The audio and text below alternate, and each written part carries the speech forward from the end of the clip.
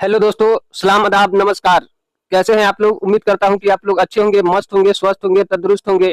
तो दोस्तों, मैं आप लोगों को बार बार बता रहा हूं कि क्लास 10th का मोस्ट वीवीआई क्वेश्चन हम लगातार करा रहे हैं। आप लोग अच्छे तरीके से देख भी रहे हैं, तो आपका सबसे पहले आपका बहुत बहुत शुक्रिया कि आप लोग इस चैनल को इतना सपोर्ट कर रहे हैं, और आप सपोर्ट दिखाने के लिए बहुत बहुत शुक्रिया। तो दोस्तों, आज के इस वीडियो में हम लोग पढ़ेंगे बिहार बोर्ड परीक्षा 2025 विज्ञान का 2 अंक वाले प्रश्न, जो कि बहुत ही वीवीआई प्रश्न है। वो 2025 के एग्जाम में आने के पूरे पूरे चांसेस है। और ये जो क्वेश्चन सब है, ये ऐसा क्वेश्चन है, इसको एनालिसिस करके 2025 के एग्जाम के लिए लाया गया है।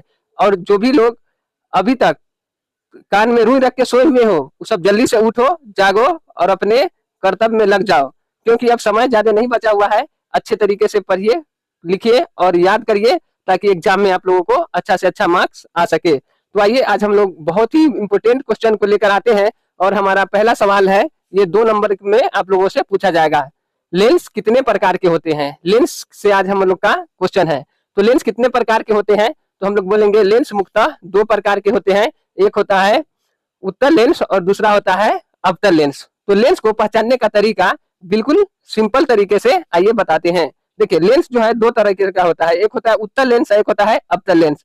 तो देखिए, यहाँ पे उत्तल लेंस इस प्रकार से बनाया जाता है और अवतल लेंस को इस प्रकार से बनाया जाता है। तो यहाँ पे देख सकते हैं आप लोग, जो ये हमारा उत्तल लेंस है, इसको कैसे पहचाने कि ये उत्तल है और ये अवतल है।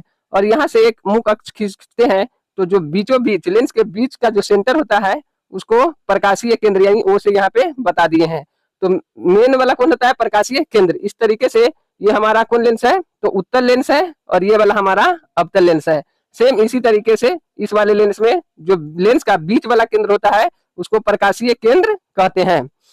तो लेंस 2 प्रकार के होते हैं, एक होता है उत्तल लेंस और एक होता है अवतल लेंस। अब बात करें कि ये लेंस को पहचानने का क्या तरीका है, कौन ऐसा फॉर्मूला है कि देख के ही लेंस को पहचान जाए। तो देखिए दोस्तों, जो ये हमारा लेंस है, उत्तल लेंस का बात करें तो उत्तल लेंस के अंदर में देखिए, ये है ऊपर का साइड, ये नीचे का साइड और ये बीच का साइड।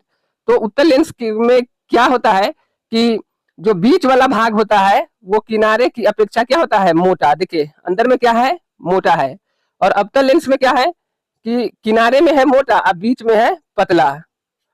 अवतल लेंस में किनारे में पतला होता है और किनारे में मोटा। किनारे में क्या है? मोटा। देखिए, नीचे ऊपर ये ज्यादा जगह है, ये मोटा है, और बीच में क्या है? पतला। उत्तल लेंस में क्या होता है कि किनारे में होता है पतला और बीच में होता है मोटा। ठीक है। अब दोस्तों, यहाँ पे इसका एक नियम जरूर याद रखिएगा लेंस का, कि जहां पे जितना मोटा भाग होगा, वहां पे प्रकाश वो अपने इधर खींचेगा, अपवर्तित करेगा। देखिए यहाँ पे, जैसे यहाँ से मुख अक्ष के समांतर एक प्रकाश की किरण को भेजे हैं।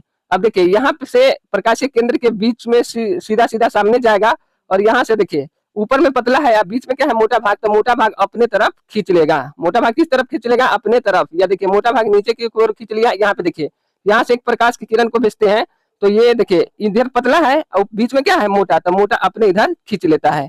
ठीक है। चलिए दोस्तों, आगे देखते हैं कि उत्तल लेंस में वास्तविक और आभासी दोनों प्रकार का प्रतिबिंब बनता है। वास्तविक और आभासी, यानी वास्तविक मतलब रियल, आभासी मतलब वर्चुअल। आभासी को काल्पनिक भी बोलते हैं। अब देखिए, इमेज का बात करें प्रतिबिंब का, तो देखिए जहां पे पूर्ण रूप से प्रकाश की किरणें काटेगी, तो रियल वास्तव में काटेगी, तो वहां पे वास्तविक प्रतिबिंब का निर्माण होगा। और जहां पे काल्पनिक रूप से काटेगी, तो वहां पे कौन सा? यहाँ पे कल्पना करके कटा रहे हैं प्रकाश की किरण को। ठीक है। तो इसको बोलेंगे काल्पनिक प्रतिबिंब। तो यहाँ पे समझ गए होइएगा कि उत्तल लेंस में वास्तविक और आभासी दोनों प्रकार के प्रतिबिंब बनते हैं। लेकिन बात करें अवतल लेंस में, तो अवतल लेंस में केवल आभासी प्रतिबिंब बनता है। समझ गए होइएगा। चलिए नेक्स्ट क्वेश्चन देखते हैं कि लेंस की क्षमता से आप क्या समझते हैं। तो जैसे आपका भी क्षमता होगा, उसी तरीके से लेंस का भी क्या है? क्षमता है। तो लेंस के क्षमता से आप क्या समझते हैं? तो देखिए, किसी लेंस द्वारा प्रकाश किरणों के अभिसरण या अपसरण। अब यहाँ पे 2 वर्ड आया है, एक है अभिसरण और एक है अपसरण। तो अभिसरण का मतलब होता है कि बहुत सारे जगहों से आकर के एक जगह मिलता है, तो उसको बोलते हैं अभिसरण। और अपसरण का मतलब होता है कि एक जगह से चारों ओर फैल जाना, अपसरण। तो देखिए, किसी लेंस द्वारा प्रकाश की किरणों के अभिसरण या अपसरण करने की मात्रा को उसकी क्षमता कही जाती है। लेंस की क्षमता डायोप्टर में मापी जाती है। एक डायोप्टर उस लेंस की क्षमता होती है जिसकी फोकस दूरी 1 मीटर है। यानी एक डायोप्टर का मतलब क्या हुआ, एक डायोप्टर ये क्या है, तो लेंस का क्षमता को किसमें मापा जाता है, डायोप्टर में। एक डायोप्टर उस लेंस की क्षमता होती है जिसकी फोकस दूरी कितना हो, 1 मीटर हो। ओके, चलिए नेक्स्ट देखते हैं। यहाँ पे नोट में लिख दिए हैं, याद रखिएगा इसको। अवतल लेंस को अभिसारी लेंस तथा उत्तल लेंस को, सॉरी यहाँ पे देखेंगे, अवतल लेंस को अपसारी, अपसारी, अपसारी, अवतल लेंस को अपसारी लेंस तथा उत्तल लेंस को अभिसारी लेंस कहते हैं। याद रखिएगा। अब देखिए, जैसा कि यहाँ पे देखे हैं, हमारा ये कौन सा था, तो उत्तल लेंस है। तो उत्तल लेंस को कौन लेंस बोला जाता है, अभिसारी। अब देखिए, प्रकाश की किरणें को ये जा रहे थे इधर इधर, इसको मोड़ करके एक जगह मिला लिया, तो मिला लिया तो क्या बोलेंगे, एक जगह जमा कर दिया तो अभिसारी। तो ये हमारा उत्तल लेंस है, तो उत्तल लेंस को कौन लेंस बोलेंगे, अभिसारी। और ये कौन है, हमारा अवतल लेंस है, तो अवतल लेंस को अपसारी। अपसारी क्यों बोलेंगे, ताकि यहाँ पे देखिए प्रकाश की किरण को भेजते हैं यहाँ पे, तो यहाँ पे देखिए मोटा भाग ऊपर और पतला भाग नीचे, तो ये वाला भाग ऊपर खींच लेगा और ये वाला भाग नीचे खींच लेगा। तो देखिए अब ये प्रकाश की किरणों को क्या किया, फैला दिया। तो जब प्रकाश की किरणों को फैला दे तो अपसारी, उस क्रिया को क्या बोलते हैं, अपसारी। तो अवतल लेंस को कौन बोलते हैं, अ से अवतल, अ से अपसारी, अ से अवतल, अ से अपसारी, क्या बोलेंगे, फैला दिया तो अपसारी। चलिए दोस्तों, अब देखिए यहाँ पे नेक्स्ट क्वेश्चन है कि पार्श्विक विस्थापन से आप क्या समझते हैं। बहुत इंपॉर्टेंट क्वेश्चन है ये, बहुत बहुत इंपॉर्टेंट क्वेश्चन है। चलिए, पार्श्विक विस्थापन से आप क्या समझते हैं। तो देखिए, किसी स्लैब से, स्लैब होता है कांच का टुकड़ा पतला वाला, ठीक है, तो किसी स्लैब से होकर गुजरने वाली प्रकाश की किरण के लिए आपतित किरण और निर्गत किरण एक दूसरे को समांतर होती है। यानी देखिए, अब यहाँ पे फोटो में समझिए, ये हमारा क्या है, तो एक स्लैब लिए हुए है कांच का टुकड़ा, अब यहाँ पे भेज रहे हैं प्रकाश की किरण, तो इसको बोलेंगे आपतित किरण, ठीक है। और ये जैसे, अब देखिए यहाँ पे दो माध्यम को याद रखना है, तो स्लैब के अंदर का जो माध्यम है उसको बोलेंगे डेंसर, और जो स्लैब के ऊपर का है वायुमंडलीय उसको बोलेंगे रेयर। यानी ऊपर वाले को हिंदी में बोलेंगे विरल, अंदर वाले को, कांच के अंदर वाले को कौन है, सघन। जब प्रकाश की किरण विरल माध्यम से सघन माध्यम में जाती है तो यहाँ पे खींचे अभिलंब, अभिलंब की ओर मुड़ जाती है, तो अभिलंब की ओर मुड़ गया। अब दूसरा नियम क्या होता है कि जब प्रकाश की किरण सघन से विरल में जाती है तो ये अभिलंब से दूर भागती है। इतना बात याद रखना है आप लोग को। तो किसी स्लैब से होकर गुजरने वाली किरण के लिए आपतित किरण और निर्गत किरण एक दूसरे के समांतर होती है। देखिए, ये आपतित किरण है और ये है निर्गत किरण, तो इसको ड्रॉ किए हैं यहाँ से यहाँ तक, तो एक दूसरे के क्या है, समांतर है, यानी पैरेलल है। तो इन दोनों किरणों के बीच की लंबिक दूरी को पार्श्विक विस्थापन कहते हैं। एक दूसरे के यहाँ पे क्या, ये लंब डाल दिया है, तो इसी लंबिक दूरी को क्या कहेंगे, पार्श्विक विस्थापन कहते हैं। नेक्स्ट क्वेश्चन है हमारा, प्रकाश के अपवर्तन के कितने नियम होते हैं, उस नियम को लिखने के लिए आप लोग को एक प्रश्न है, काफी महत्वपूर्ण है, ठीक है। चलिए, तो देखिए यहाँ पे प्रकाश के अपवर्तन के नियम, प्रकाश का अपवर्तन का नियम देखेंगे। तो प्रकाश के एक माध्यम से दूसरे माध्यम में जाने पर उसकी दिशा में होने वाली परिवर्तन की घटना को प्रकाश का अपवर्तन कहा जाता है।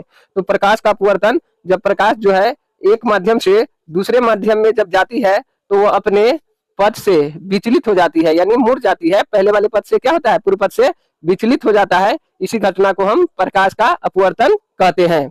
उनके नियम याद रखना है सभी बच्चे को अच्छे तरीके से, ठीक है। तो देखिए, नियम के लिए क्या है कि आपतित किरण, अपवर्तित किरण और आपतन बिंदु पर अभिलंब तीनों एक ही तल में होते हैं। तो यहाँ पे देख सकते हैं, एक इमेज के थ्रू मैं आप लोगों को समझाने का कोशिश कर रहा हूँ कि आपतित किरण, देखिए कांच का स्लैब है तो आपतित किरण, और यहाँ पे देखिए अभिलंब खींचे तो ये विरल है और ये सघन है, तो अभिलंब की ओर मुड़ गया तो इसको बोलेंगे आपतित किरण, और ये मुड़ा है कांच के अंदर किरण जो मुड़ा है इसको अपवर्तित किरण, ठीक है।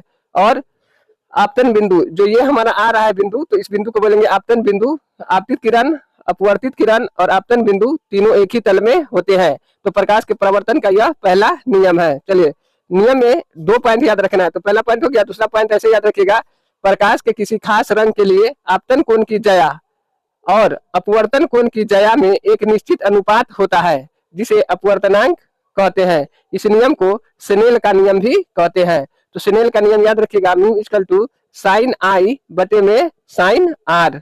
आई का मतलब है एंगल ऑफ इंसिडेंट और आर का मतलब है एंगल ऑफ रिफ्रैक्शन, ठीक है। तो म्यू बराबर क्या याद रखना है, साइन आई बटे में साइन आर।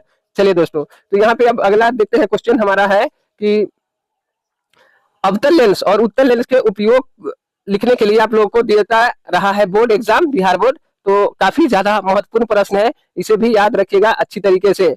और कॉपी कलम पे ये क्वेश्चन सब लिखते जाइए, ठीक है। कॉपी आप लेकर बैठिएगा और वहां पे लिखते रहिएगा सभी क्वेश्चन को, ताकि आप लोग को याद करने में आसानी महसूस होगा। चलिए अवतल लेंस का उपयोग देख लेते हैं क्या है।